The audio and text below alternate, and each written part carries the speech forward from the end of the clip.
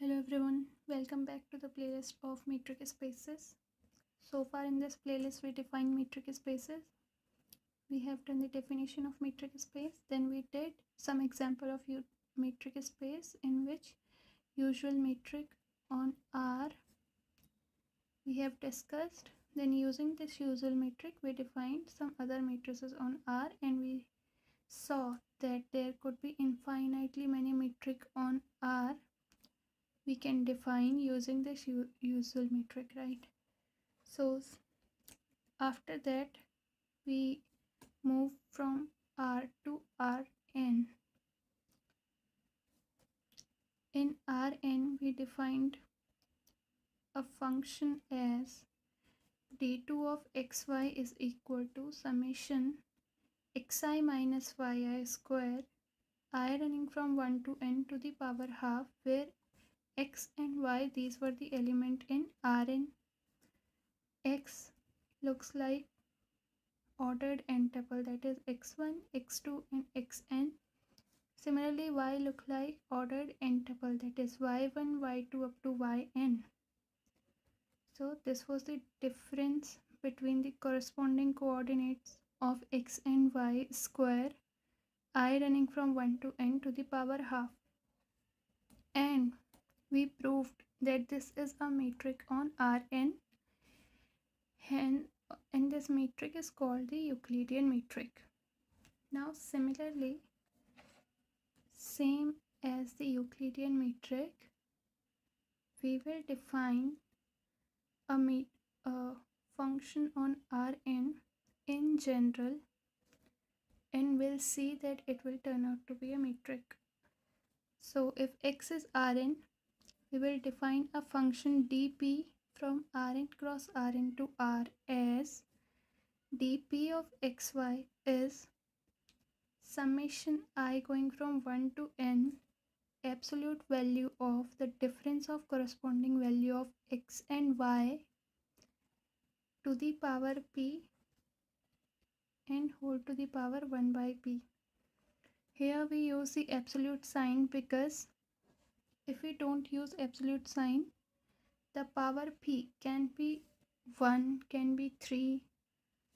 That means power can be an odd number, which can create a problem, because if the inside value in any case is negative, then odd power of negative value will also be negative. In that case, this power will not be defined, and therefore we are considering the absolute value of xi minus yi. Wherever in this video I have used d, that means dp, that is dp. The definition of dp, I use the notation, by mistake I use the notation d. Therefore, if you are doing the question, do remember to use the notation dp.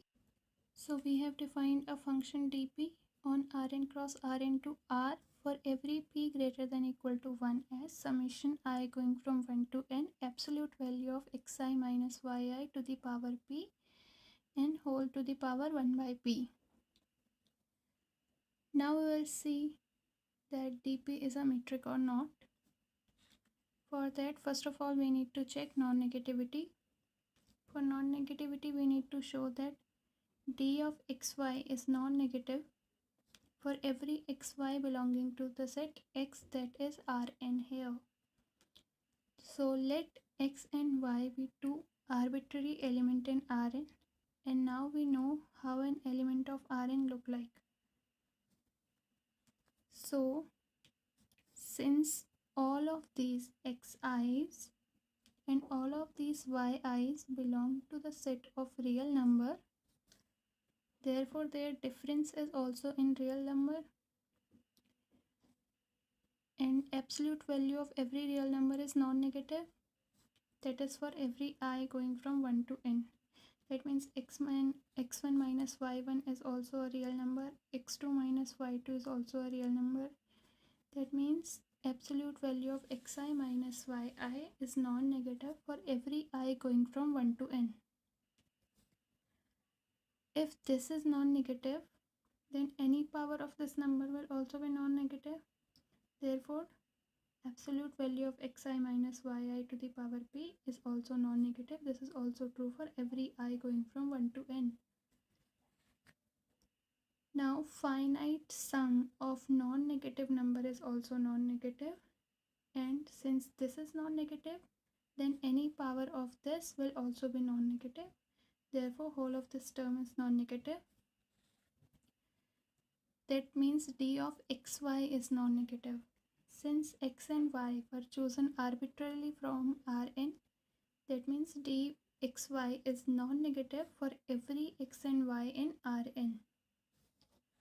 Now the second thing is identification. For identification, what do I need to show? That for x and y in Rn, dxy can only be 0 if and only if x and y both are equal. So let us consider this. Consider d of xy is 0. For xy, for some xy in Rn, that means what? This can happen if and only if, by definition, summation I going from 1 to n, absolute value of xi minus yi to the power p whole to the power 1 by p, this is just the definition of dxy, is equal to 0. Now, power of a number is 0, that means the number inside the power is 0. So this can happen if and only if summation I going from 1 to n xi minus yi to the power p is 0.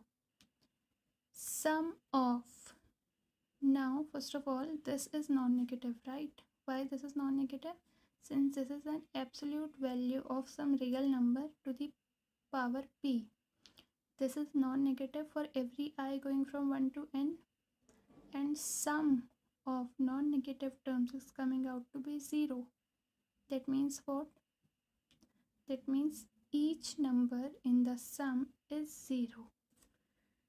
So this can happen if and only if absolute value of xi minus yi to the power p is 0 for every I going from 1 to n.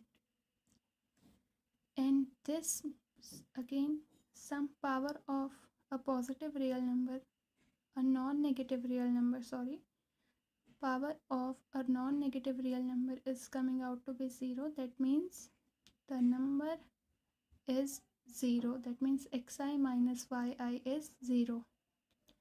Xi minus yi 0 implies xi is equal to yi for every I going from 1 to n. And what does this implies? This implies that x and y both are equal. So this is if and only if x and y both are equal. Therefore, identification is also true. Now, symmetry is obvious in this case. For symmetry, what do we need to show? That d of xy is same as d of yx for every x and y belonging to Rn. So let x and y be any two elements in Rn chosen arbitrarily. Then d of xy by definition is summation I going from 1 to n absolute value of xi minus yi to the power p whole to the power 1 by p. Inside the absolute sign, if I change their position and write it as yi minus xi, that won't make any change, because absolute value of xi minus yi is same as absolute value of yi minus xi. Therefore, this can be written as this, and this by definition is d of yx. Therefore, d of xy here is equal to d of yx. This is for every x and y belonging to Rn. Triangles inequality.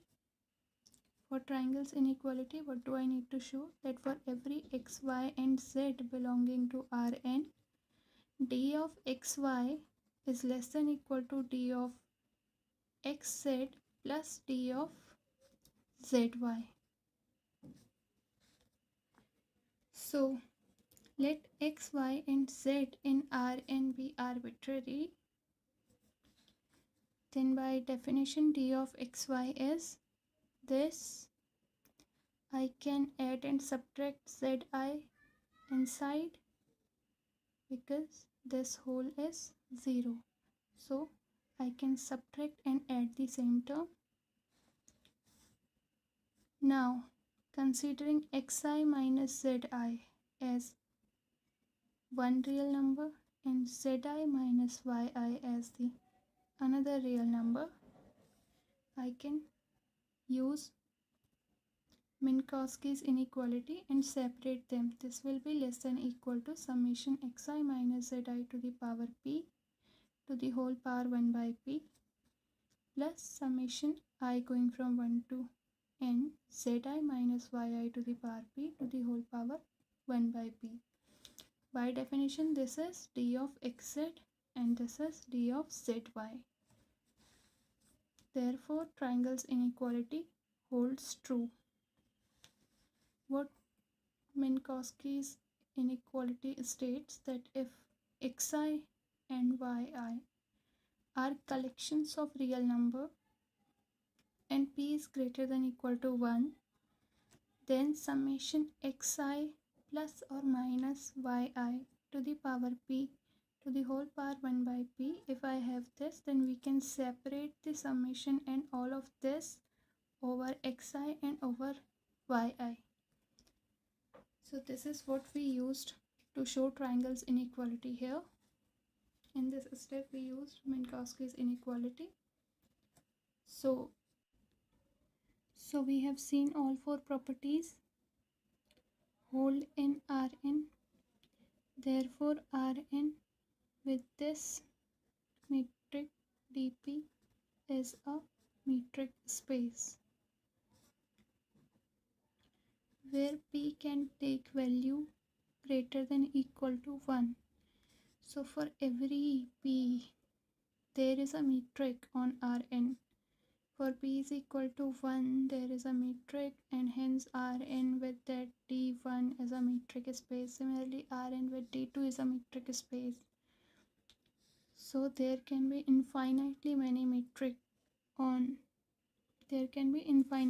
matrices on Rn, and hence with the set Rn we have done infinitely many metric spaces.